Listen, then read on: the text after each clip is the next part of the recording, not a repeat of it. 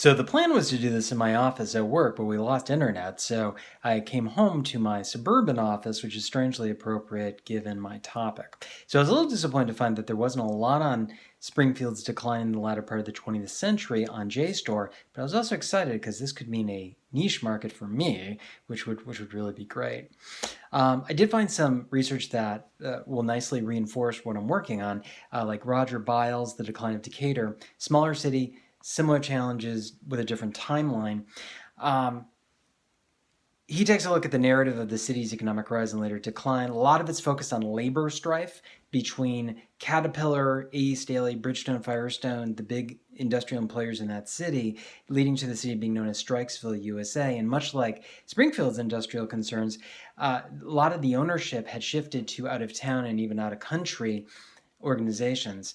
He utilized 42 citations, government census data, newspapers, journals, books, pointing to lost population, lost industry, those high wage, low skill jobs that were so important to Springfield were also a major factor there. Suburbanization, high taxes, a lost tax base, and white flight.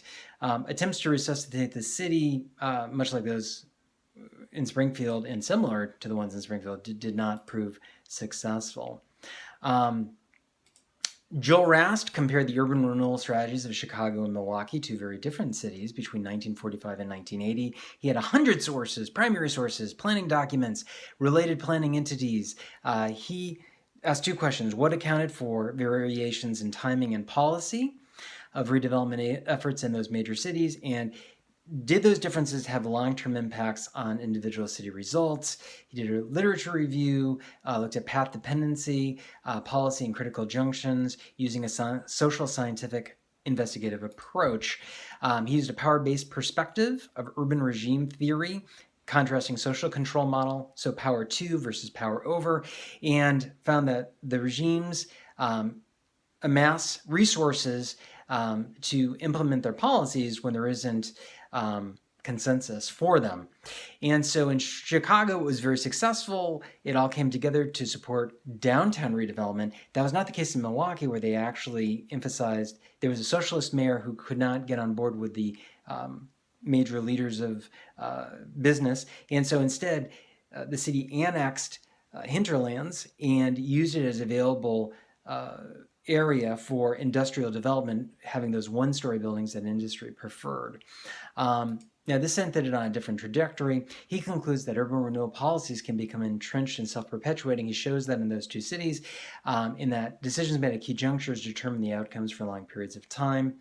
Now, moving on, Tom Renitz wrote about the shrinking city phenomenon. He pulled from a ton of resources, including a demographic research project of comparison of 2,200 cities with more than 100,000 inhabitants globally. And he evaluated the census data as his methodology, losses from city to core inside municipal boundaries. And he found that this has actually been a phenomenon for a long time.